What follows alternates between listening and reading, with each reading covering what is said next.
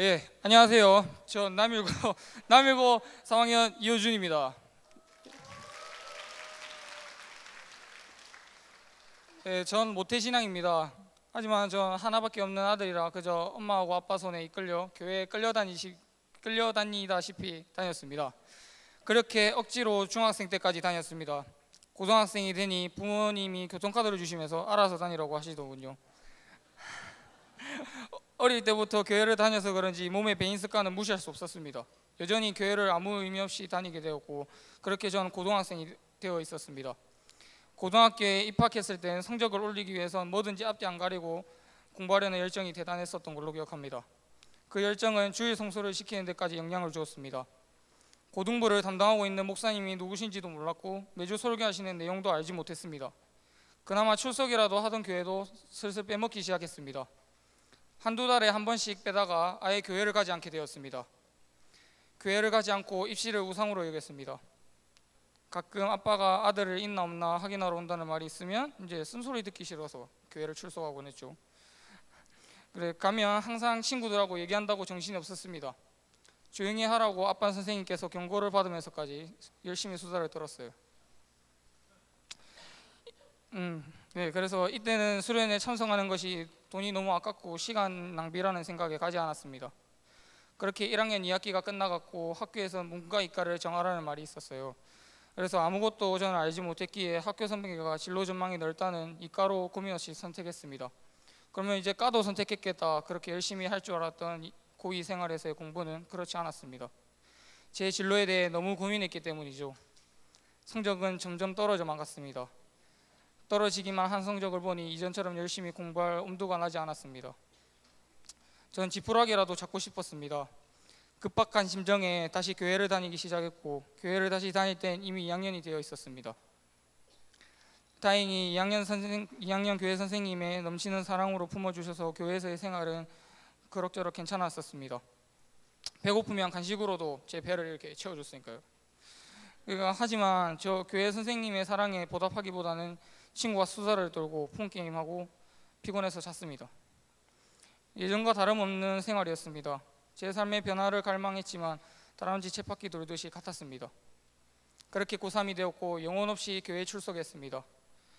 허나 제 마음은 항상 변화를 갈망하고 있었습니다. 때마침 겨울 수련회가 다가와서 신청을 했고 또 가게 되었습니다. 이렇게 수련회는 계획대로 진행되었고 전 열심히 참여했습니다. 온몸으로 찬양을 드리고 앞쪽에 앉아 목사님의 설교를 듣고 뜨겁게 찬양했습니다. 그렇게 계속 삶의 변화를 갈망했지만 하나님께서는 수련회 때 저에게 어떤 변화도 허락하지 않으셨습니다. 그렇게 수련회가 끝나고 같은 종합활동을 했던 조장이 저보고 제자반에 들어오는 게 어떠냐고 물어보았습니다. 제자반이라면 변할 수 있지 않을까 하는 기대감에 신청하길 원했습니다. 제자반 신청은 이게 바늘구멍처럼 힘들었어요. 그래서 수련회가 끝난 몇 주가 지난 후에 추가 모집으로 대학교도 아닌데 이거 그렇게 들어가게 되었고, 이제 또 면접도 보고 자기소개서, 그다음에 적응 기간까지 가진 후에 제자반에 들어가게 됐습니다.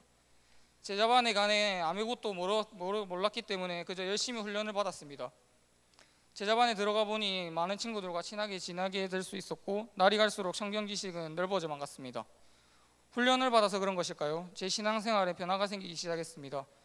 용돈을 받지 않는 저는 헌금하기가 너무 아까웠습니다.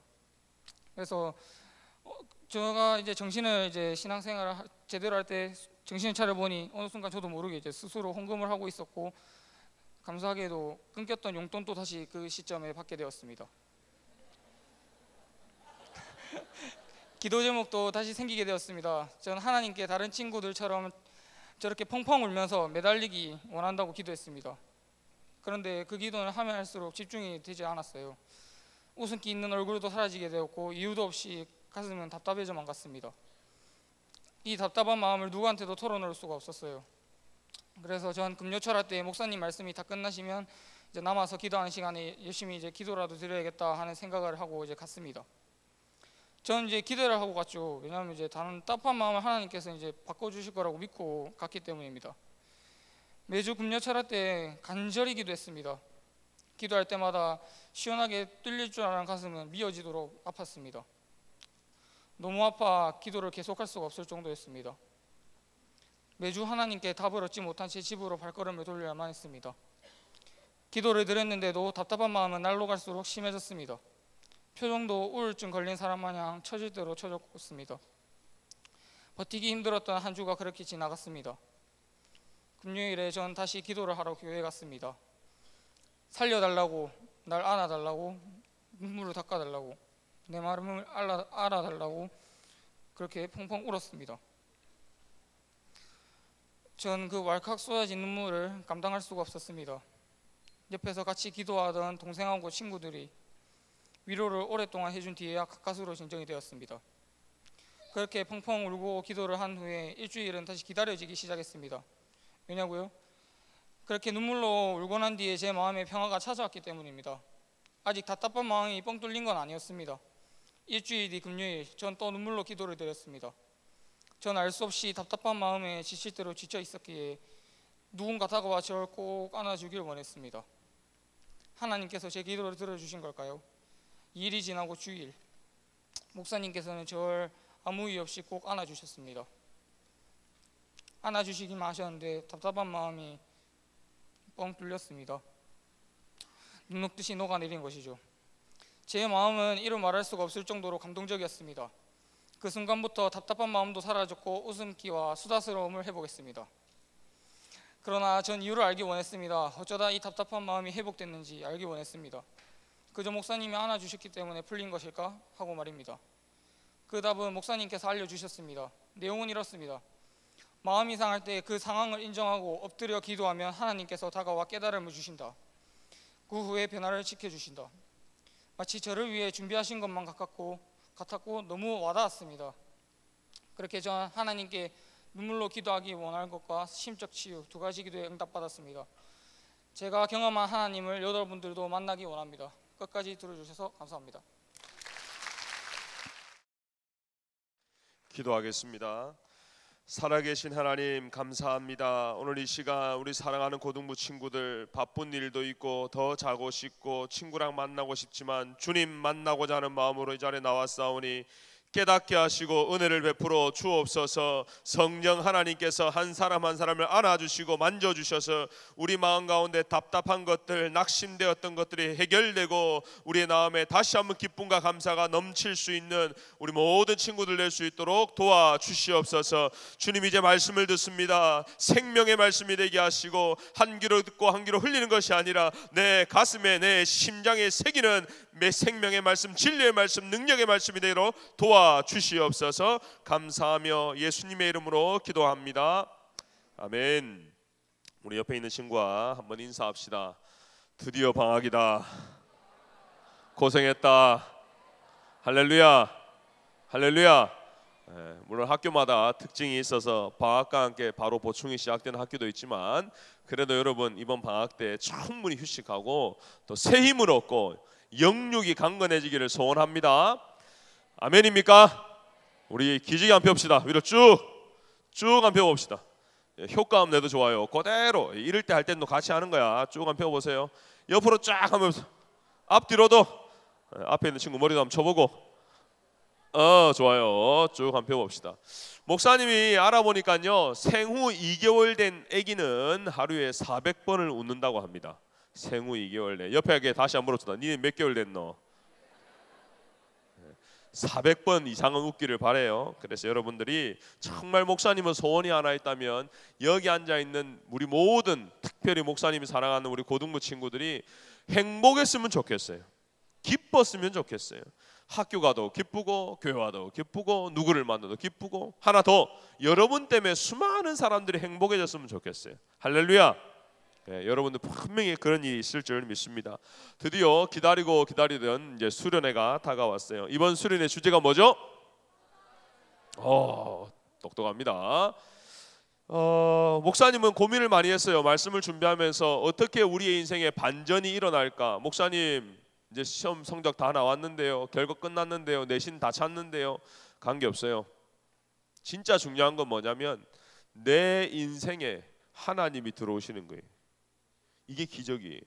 이때까지 내 인생의 주인이 난 줄 알았고 내가 결정하고 내가 선택해서 내가 책임지는 줄 알았는데 하나님이 내 인생의 주인이 되면 하나님이 나를 이끌어 주시고 내 인생을 책임져 주신다는 겁니다. 할렐루야.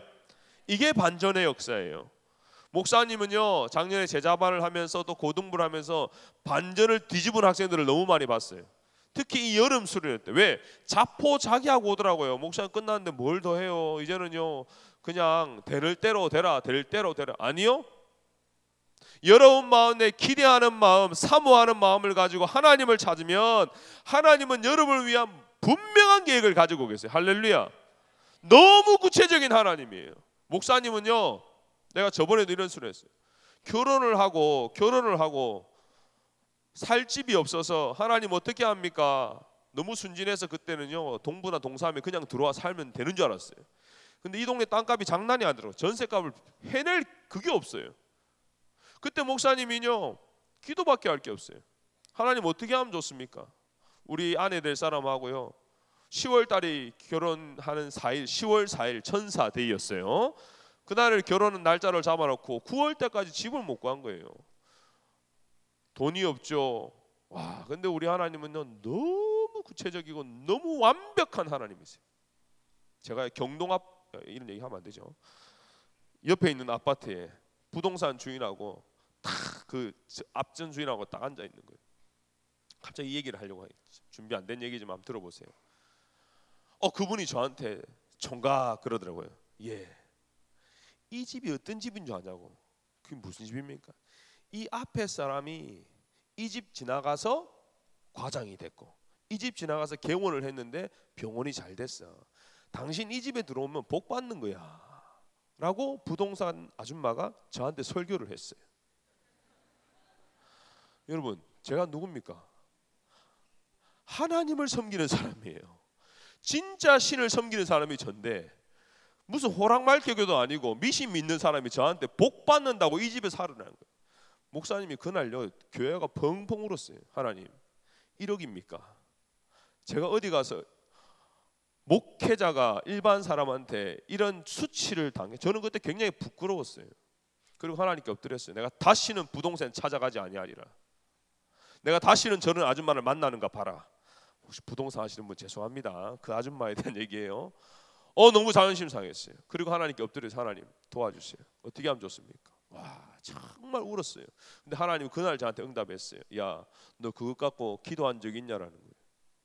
너 이사하는 거 갖고 정말 나한테 부르신 적 있냐고. 맨날 부동산 아줌마만 찾아다녔지. 사이트만 봤지. 너 정말 그것 때문에 나한테 엎드려 기도한 적 있냐고. 그날 밤에 제가요 엄청 울었어요. 회개했어요. 하나님 앞에. 그러고 그 다음 날 알 수 없는 모 부동산에서 전화가 왔어요. 내가 찾아간 거 아니에요. 전화가 왔어요. 그땐 전도사님이었거든요. 전도사님 집 구한다시매요. 네, 구합니다. 한번 와볼래요? 예, 어딥니까? 마린시티요. 돈이 없는데 가면 또 쪽팔리잖아요. 갔어요. 하나님이요 말도 안 되는 가격에, 이제 이 얘기하면 정말 옆 집주인들 난리 납니다. 이제 말도 안 되는 가격이에요. 저를 완전히 준비해 놓으셨어요. 냉장고, 세탁기, 숟가락, 이불, 침대, 층층마다 에어컨. 믿어져요? 드라마 찍는 것 같죠? 모든 게 구비되어 있는 집에 저를 톨랑 넣어주셨어요. 여러분 경험 안 했으니까 딴소리 하네 이럴 줄 모르지만 저는요 경험을 했어요. 하나님은요 너무 완벽하세요. 네가 나한테 올인하니 그러면 내 너를 위해서 모든 걸 갖춰줄게. 정말이에요. 저하고 우리 아내요 숟가락 하나도 들고 들어가지 않았어요. 거기 숟가락이 다 돼 있었어요. 콘도미니엄이라고요. 모든 것이 새 거고요. 이불까지 다 세트로 넣어놨어요. 새 거로. 우리 하나님이 이런 하나님이에요. 나는 여러분 가운데 반전의 역사를 목사님은 경험했기 때문에 여러분한테 얘기를 할 수 있는 거예요. 정말 여러분 이번 수련을 통해서 반전을 경험하시길 바랍니다. 아멘입니까? 정말이 하나님 살아계세요. 그 하나님은 나의 필요를 알고 있고 내가 어떻게 준비했는지. 근데 우리 하나님은요 아래 윗집 앞집까지 계산해 놓으셨어요. 우리 문경민이가 얼마나 뛰어요. 하루는 날이렇게 뛰었는데 그날 우리 아내가 경민을 잡았어요. 조용히 해! 뛰지 마! 근데 그 소리가 얼마나 컸던지 아랫집에 들렸어요. 층간소음 아시죠? 우리 아내가 경민이를 데리고 엘리베이터를 딱 탔는데 우리 밑에 층에 그 할머니가 탔어요. 아내 말 심장이 둥그리기 시작했대요. 죽었다. 아니나 다를까 1층에 딱 내렸는데 그 할머니가 세댁 부르더래요.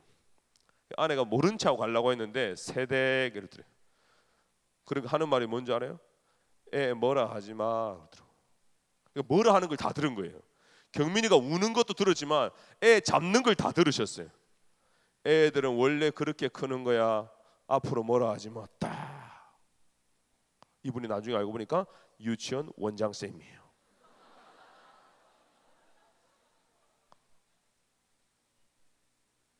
전문가였어요.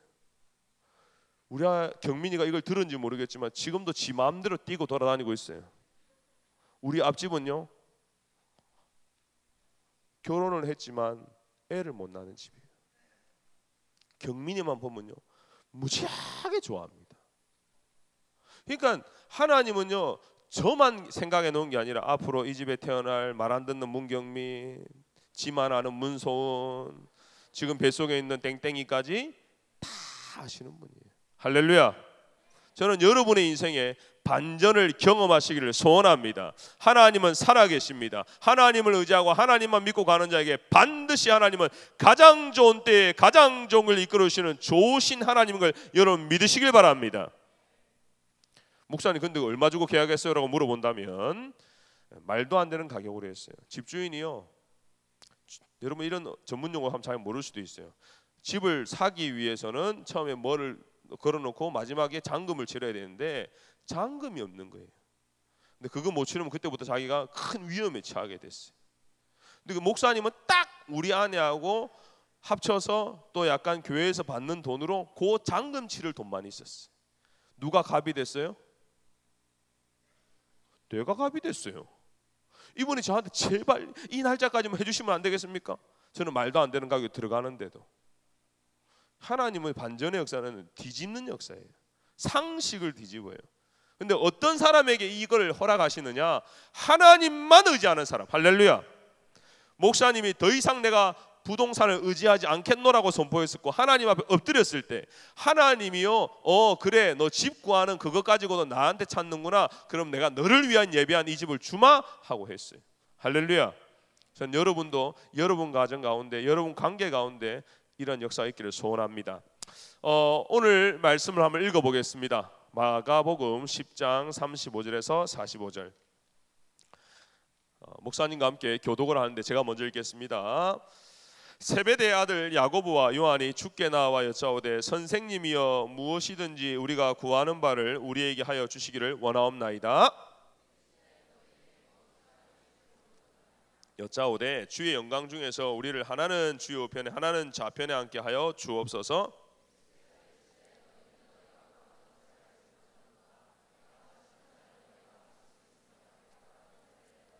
그들이 말하되 할 수 있나이다. 예수께서 이르시되 너희는 내가 마시는 잔을 마시며 내가 받는 세례를 받으려니와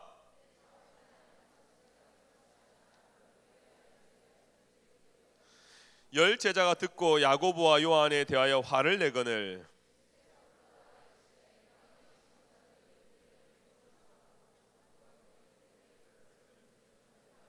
너희 중에는 그렇지 않을지니 너희 중에는 그렇게 하면 안 되니 너희 중에 누구든지 크고자 하는 자는 너희를 섬기는 자가 되고 다같이 너희 중에 누구든지 으뜸이 되고자 하는 자는 모든 사람의 종이 되어야 하리라. 다같이 인자가 온 것은 섬김을 받으려 함이 아니라 도리어 섬기려 하고 자기 목숨을 많은 사람의 대속물로 주려 함이니라. 아멘. 이번 수련을 가기 위해서 준비하는 과정에 수많은 친구들이 목사님께 문자와 카톡을 남겼습니다. 뭐 이런 내용이겠죠. 목사님 이번 주제는 후반전을 준비하라는데 성구는 뭐예요? 주제 성구는 뭐예요? 주제 말씀은 뭐예요? 목사님 이번 프로그램에 셰프가 있는데 이건 도대체 뭘까요? 라고 질문한 사람은 단 한 명도 없었어요. 대부분의 목사님의 카톡과 문자와 나의 핸드폰을 괴롭힌 문자는 이 내용이에요. 목사님 조편성 어떻게 합니까? 목사님 반편성 어떻게 됩니까? 어떤 친구는요 어디서 주워 들었는지 목사님 이번에 독방 준다며요 하는 친구도 있었어요. 그럴 일은 없습니다.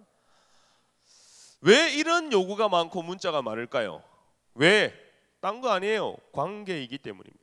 우리가 살아가면서 가장 힘든 것이 친구 관계요, 대인 관계요, 인간 관계라는 것입니다. 여러분 어떤 분이 와서 아이고 네 고등학생이네 공부한다고 고생이 많지 성적 올린다고 고생이 많지 그것보다 더 힘든 게 뭐예요? 학교에서 친구 관계예요. 어떻게 보면요 입시나 성적은 해답이 있고 정답이 있어요. 왜? 외우면 돼요. 때로는 공식을 대입해서 정답을 뽑아내면 돼요. 그런데 친구 관계는 정답이 없어요. 왜요? 다 달라요. 사람마다 달라요. 그러다 보니까 이 사람 다르고 저 사람 다르다 보니까 힘든 거예요. 정답이 아니라 해답을 찾아가는 것이 관계예요. 저도 그래요. 초가 되면요 우리 교회는요 목회자 수련회 가 있어요. 교육자 수련회 2박 3일 갑니다. 그러면요 출발하는 날이나 일주일 전에 뭘 나눠줍니다. 그게 뭔지 알아요? 조편성이에요. 모든 목사님들이 그 조편성 종이에 벌벌벌벌 떨어요. 어른들도 마찬가지예요. 어른들도 누구랑 자? 이게 중요한 거예요. 누구랑 밥 먹어야 돼? 누구랑 게임해야 돼? 누구랑 같이 있어야 돼? 중요한 거예요. 저는 우리 아내랑 7년 제대하고 7년을 연애하고 7년을 지금 결혼 오래 보니까 7년째예요. 14년을 알아왔어요. 그런데도 다 모르겠어요. 누군가가 와서 목사님 황은매에 대해서 알려주세요. 그럼 제가 할 수 있는 거 잘 모르겠네요 라고 답해요. 14년을 같이 봤는데요 예 그래도 잘 모르겠어요. 여러분의 부모님은 여러분 다 알 것 같아요. 여러분을 낳으시고 여러분을 기르신 분이 여러분 부모님이에요. 근데 그분은 너는 이렇다 라고 얘기할 수 있을 것 같아요? 오늘 여러분의 미션 하나 줘볼까요? 여러분 이 예배 마치고요 전화 한번 해보세요. 엄마한테. 엄마 사랑해. 아빠 사랑해. 어떻게 되는가 한번 봅시다. 켜보세요.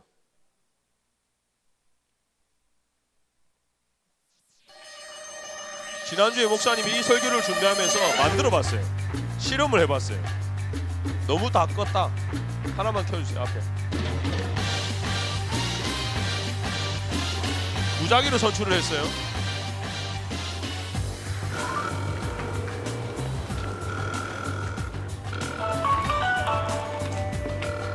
아이들의 표정도 보고 엄마 아빠의 목소리의 뉘앙스를 한번 들어보세요. 윤주야. 아빠, 아빠, 사랑해. 왜? 아니 아빠 갑자기 생각나서. 그래도 이 아빠가 가장 다정다감한 아빠예요. 네, 아빠가 윤주수 많이 많이 사랑한다. 응, 아빠 열심히 해요. 오케이, 땡큐. 엄마 예배 다 드렸어요? 이는 아들이 좀 문제가 있어요. 엄마야 집에. 아 그냥 심심해서 전화했어요. 저 이제 맞춰가지고. 사랑한다는 말을 못 하고 있어요 지금. 빨리 그 취소해라. 미션 수행이 안 돼요. 네. 일단 취소하고 취소부터 하고 그게 수업을 해먹던 거 그래라. 아 네 알겠어요. 엄마 사랑해요. 야 이거 참을 그래 알겠다. 그 취소하고 그걸로 뭐 해먹던 거 알았어. 이 엄마는 뭔가 지금 취소해야 될 게 알겠어요. 있나 봐요. 대부분이 이런 상황일 거예요.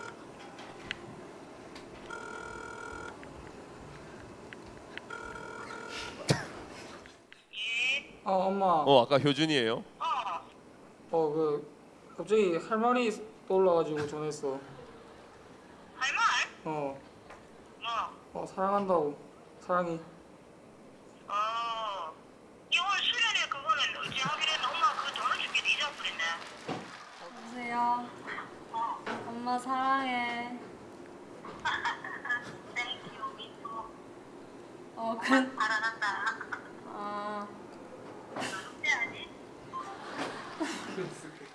네, 여보세요 엄마. 갑자기 엄마 생각나서. 엄마.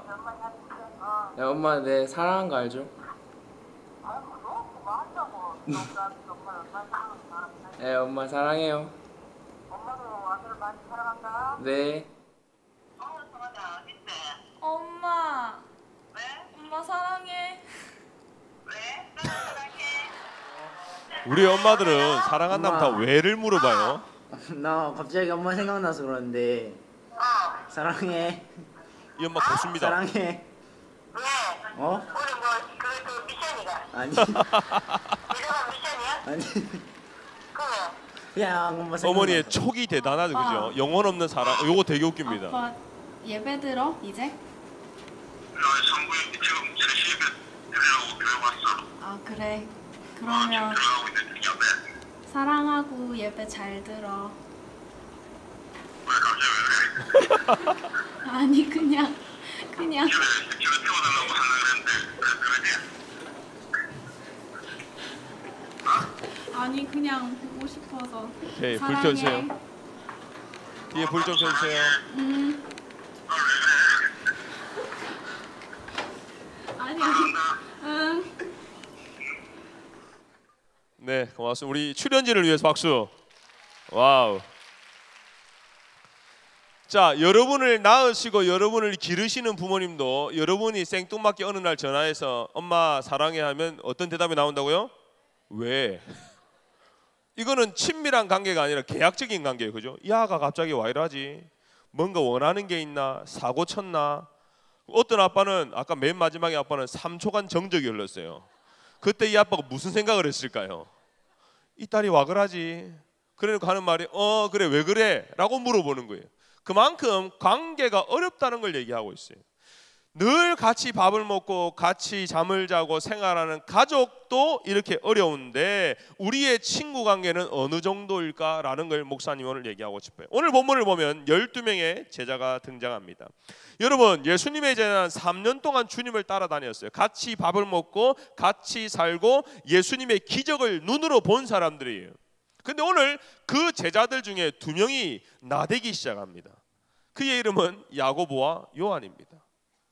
얘들이 눈치 없게 대뜸 예수님께 하는 말이 이래요. 예수님, 우리의 소원을 들어줄 수 있으세요? 라고 물어요. 예수님이 대답합니다. 그게 뭔데? 예수님이 나중에 왕권을 가지면 나는 오른팔이 되고 요한은 왼팔이 되었으면 좋겠습니다. 그랬더니 예수님의 대답이 이겁니다. 네가 원하는 거 너 얼마나 무서운지 잘 모르겠는데 너 내가 마시는 잔을 네가 마실 수 있니? 조폭 수준입니다. 예수님도 그래요. 내가 마시는 잔을 네가 마실 수 있을 것 같아? 내가 가는 그 길을 네가 따라갈 수 있을 것 같아? 이 말이에요. 눈치 없는 나대는 이 2명이 네, 아무 생각 없이 대답을 합니다. 그때 문제가 발생했어요. 늘 형제라고 생각했고 인정하기를 생각했던 10명의 제자들이 어떻게 행동합니까? 화를 내기 시작했어요. 다시 말하면 10대 1로 왕따 사건이 벌어진 거예요. 10명의 제자들이 나머지 2명을 조지기 시작했어요. 그러니까 그 조짐을 하는 가운데 예수님을 말리기 위해서 하신 말씀이 뭐냐면 오늘 이 말씀이에요. 어떤 말씀이에요? 이렇게 얘기합니다. 야, 너희들 왕이 되고 싶니? 으뜸이 되고 싶니? 리더가 되고 싶니? 교실에서 존재감을 좀 가지고 싶니? 모두에게 인정받고 싶어? 그러려면 내가 가르쳐 줄게 하고 말씀하신 내용이 오늘 본문의 말씀이에요. 그게 뭐냐? 이렇게 나와 있어요. 종이 되어야 할 거야. 아니 예수님, 내가 으뜸이 되면 내가 권력을 가져야 되고 내가 높은 자리에 서야 되고 내가 위에서 내려봐야 되는데 종이 되라니요. 너 섬기는 사람이 되어야 될 거야. 네가 먼저 용서해야 될 거야. 네가 먼저 가서 말을 걸어야 될 거야. 그게 승리하는 거고 그게 갑이 되는 거야 라고 성경적인 원리, 하나님의 방법을 알려주었단 말이에요. 여러분, 오늘 이 말씀을 다시 한번 생각하기를 바랍니다. 근데요, 제가 살아보니까 맞는 것 같아요. 목사님도 옆에 있는 사람과 대화를 하다 보면 때로 함께 시간을 보내다가 배가 고플 때가 있어요. 늘 그런 건 아니에요. 그러면 분명히 상대방도 배가 고파요. 맞아요, 그럴 거예요. 근데 희한해요. 내가 먼저 밥 먹으러 가자라고 하는 사람이 메뉴를 정해요. 하는 사람은요 따라가지만 자기가 메뉴를 정하지는 못해요. 항상 보면 주도적으로 먼저 섬기겠다는 마음을 가지고 앞장서 가는 사람이 성경적인 원리로도 갑이 된다는 거예요. 참 신기해요. 저는 여러분들이 이 원리를 깨닫기를 바라요. 10년 전에 목사님이요 스리랑카를 간 적이 있어요. 그때는 목사님이 대학생 시절인데요. 신기합니다. 갔는데 쓰나미 아세요? 태국하고 스리랑카 그 당시에 남아시아에 굉장한 해일이 있어서 수많은 사람들이 죽었어요. 그 사건이 있은 후에 목사님은 학교 대표로 바로 구호팀으로 갔어요. 가서 보니까 영국 사람도 와 있고 일본 사람도 와 있고 한국 사람이 나도 와 있고 한조가 되었어요. 근데 우리는 준비 없이 가다 보니까 장비가 좀 딸렸고 영국 팀들은 준비가 되게 잘 돼 있어요. 그중에 제가 지금도 기억 남는 게 뭐냐면 3M 마스크예요. 3M 회사에서 나온 이 시체 냄새나 그런 악취를 탁 커버하는, 코까지 덮고 코앞에는 이 방독면처럼 이 향기 조절이 있어요. 냄새가 악취가 들어와도 근데 그거를 쓰고 하루 만에 버리는 거예요. 제가 그걸 주워다가 그 다음날 썼었어요. 왜? 우리는 그런 게 지급이 안 됐어. 근데 웃긴 게 뭐냐? 밤에는 일이 있어요, 없어요? 없어요. 그런데 구호팀에 가면요, 해지면 할 게 없어요. 그러면 같이 앉아 있는데 신기하죠? 다들 눈치만 봐요. 물론 말이 안 돼서 그럴 수도 있어요. 근데 대부분 어떤 마음을 가지냐면 누군가가 이끌어 주겠지라고 생각을 하지 내가 먼저 해야 된다라고는 생각하지 않아요. 그래서 목사님이 짧은 영어로 그 다음 날부터 한 단어를 넣은 게 뭐냐면 야, 좀 쉬자라는 단어였어요. 신기하죠? 다 쉬고 싶었나 봐. 내가 쉬자면 다 나 일하는 걸 놔. 그때부터요 7일 동안 전부 누구 말을 따라요? 내 말을 따라요. 저는 국제적인 조장일이었어요. 한 거 하나도 없어요. 주도적으로 내가 먼저 하자고 했던 거예요. 밥 먹을 때도 마찬가지예요. 야, 뭐 먹으러 가자라는 말은 내가 사겠다는 의지가 있어요. 근데 누가 갑이 돼요? 내가 갑이 돼요. 친구 관계도 마찬가지예요. 여러분, 가장 힘든 게 뭐냐면 관계예요. 그 관계에서 너무너무 나를 붙잡는 게 뭐냐면 기다리게 하는 거예요. 목사님이 지난번에요, 우리 제자반에서 실험을 한 번 더 했어요. 3명의 친구가 있어요. 찬호가 있고 기훈이가 있고 승보이가 있어요. 원래 찬호랑 기훈이는 되게 친했어요. 근데 어느 날 갑자기 이놈의 기훈이가 쌩 까버리고 승복이한테 붙었어요. 그리고는 내 욕을 하기 시작하는 거예요. 소문을 만들어내기 시작. 이거 과장입니다. 이게 저기 가상 뭐예요? if 이랬을 때 우리가 어떻게 할 거냐가 지난번 제자반 숙제였어요. 그랬더니 찬호 역을 맡은 아이들이 두 가지를 하더라고요. 소심한 친구는 그냥 기다리는 거예요. 마음고생하는 거예요. 조금 괜찮은 애는 승복이를 찾아가. 기훈이한테 바로 갈 수가 없으니까 승복이한테 찾아가서 야, 찬호가 왜 저런 기훈이가 왜 저런데? 라고 물어보는 거예요. 여러분, 우리의 관계 가운데 이러한 일들이 되게 많습니다. 그때마다 해결하지 못하고 내 마음에 가득 채우는 이유는 내가 먼저 섬기거나 내가 먼저 가지 못하기 때문이에요. 그러면요 해결이 안 돼요. 전부 기다리고 있어요. 그래서 오늘 예수님이 저와 여러분에게 분명하게 말하는 게 뭐냐? 네가 먼저 가서 용서를 구하고 네가 먼저 섬기고 네가 그 종이 되면 네가 왕이 될 거야, 이 말을 하는 거예요. 목사님, 저는 이해가 안 가요. 저는 이해가 가요. 조금 있으면 국내 비전 트립을 떠나요. 어제 첫 모임을 했었습니다. 목사님은 첫 모임을 할 때마다 이런 미션을 줍니다. 함께 모인 모든 친구의 이름을 외워라. 아마 목사님 했던 사람은 알 거예요. 시간 3분을 줬어요. 얘들아, 이름 외워보자. 자, 한번 소개했지. 3분 뒤에 외우자 했더니요, 전부 다 가만 앉아 있는 거예요. 왜? 누군가가 와서 나에게 이름을 묻겠지. 그럼 내가 가르쳐 주면 되지. 이 마음이에요. 3학년들은 3학년 나름대로 나는 3학년이니까 1학년이 먼저 와서 선배님 이름이 어떻게 돼요? 라고 착각이다. 그런 1학년 단 한 명도 없다. 없어요. 1학년 또 1학년 나름대로 관계 형성이 안 돼요. 그래서 목사님이 카운트다운을 하기 시작했어요. 몇 분 안에 엉덩이 안 뛰면 조진다 막 이래가지고 애들이 막 왔다 갔다 하면서 이름 뭐야 막 학교도 막 이렇게 했어요. 무슨 얘기를 하냐면요, 우리는 본능적으로 기다리는 게 익숙한 사람들이에요. 그리고 남이 먼저 사과해 주기를 바라는 사람이 분명히 말합니다. 해결되지 않아요. 헤비타트에 가면 집이 없는 사람들에게 집을 지어주는 겁니다. 참 신기하죠. 내가 집을 짓는데 돈을 받는 게 아니고 내가 하루당 2만 원을 주고 노가다를 하는 게 헤비타트예요. 그러면 세상적인 원리로 봤을 때는 그 뭐하러 하는 거예요? 왜 해요? 돈도 주고 노동력도 주고 시간도 주고 하는데, 그러면 그 집을 받는 사람은 누군지 알아요? 이때까지 집을 소유해 본 적이 단 한 번도 없고 자기 능력으로 집을 소유할 수 없는 사람들을 향해서 20년 30년 안에 갚는 조건으로 그 집을 받아가는 사람들이 있어요. 그럼 누가 갑입니까?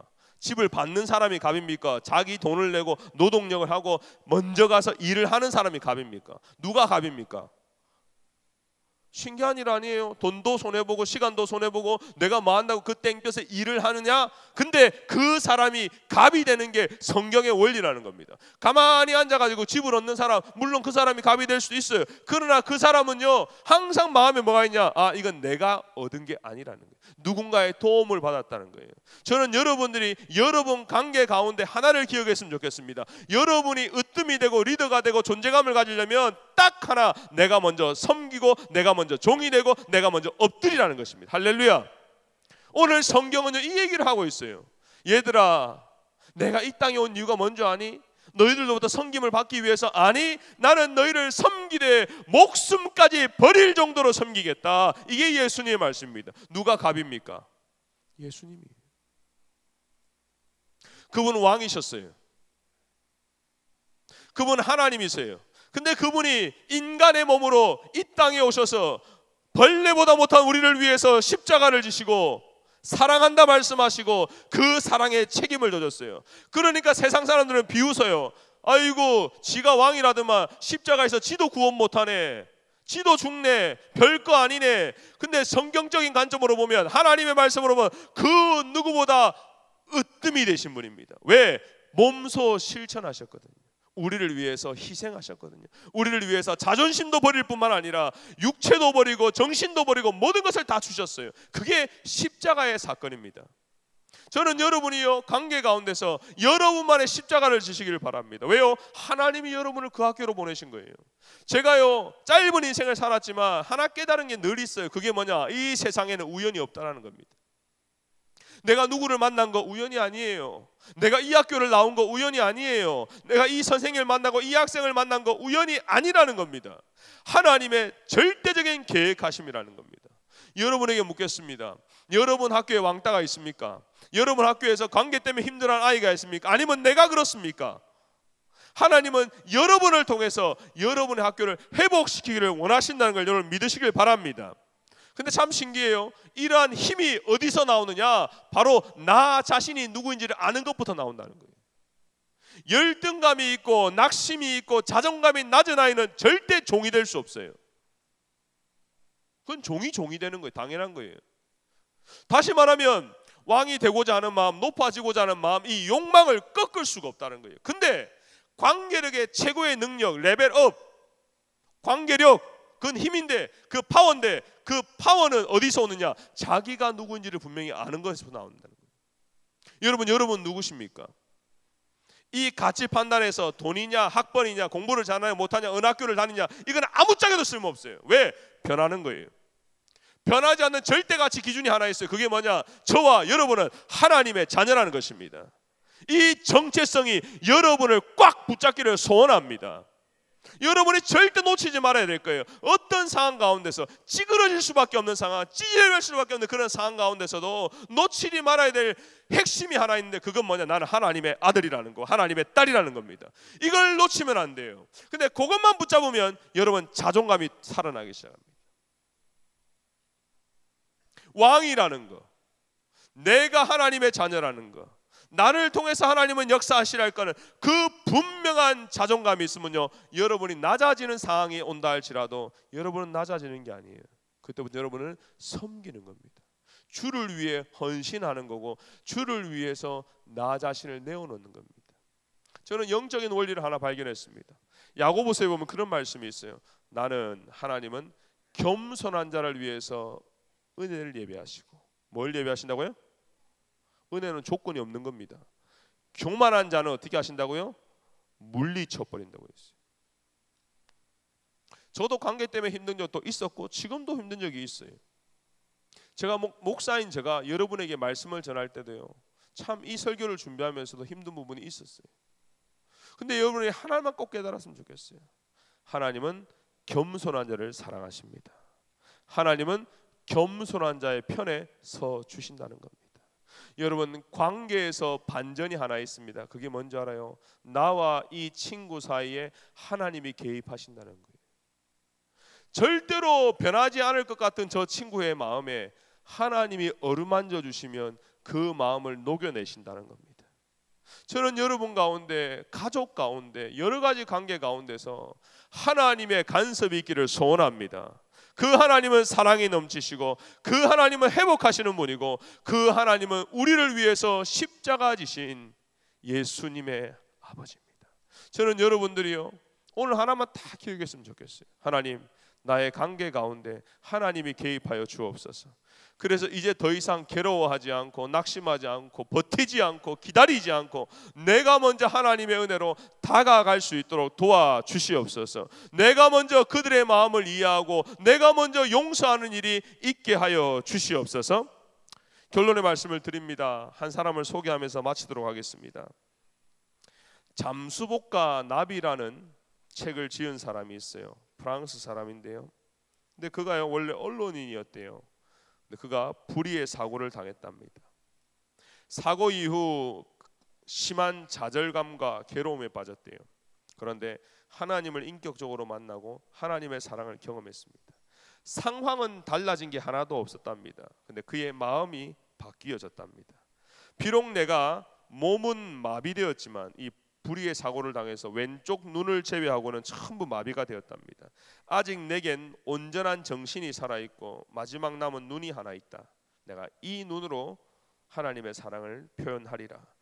그리고 그는 책을 쓰기 시작했습니다. 물론 자기가 손을 움직일 수 없었기 때문에 눈을 깜빡이는 걸로 프랑스 알파벳을 쓰고 도우미의 도움을 받아서 책을 쓰기 시작했답니다.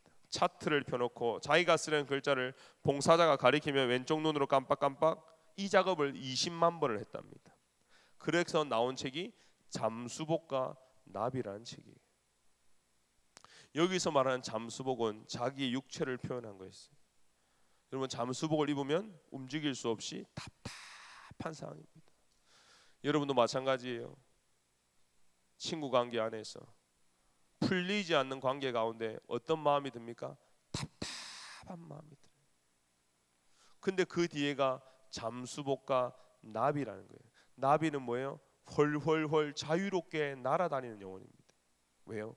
예수 그리스도를 인격적으로 만났을 때 내 육체는 답답하고 내 관계는 다 무너졌지만 예수 그리스도로 인하여 내 안에 참된 자유를 얻었다라는 겁니다. 여러분, 방학 때 시간 되시면 이 책을 한번 꼭 한번 읽어봤으면 좋겠어요. 우리 찬양 한 곡 하고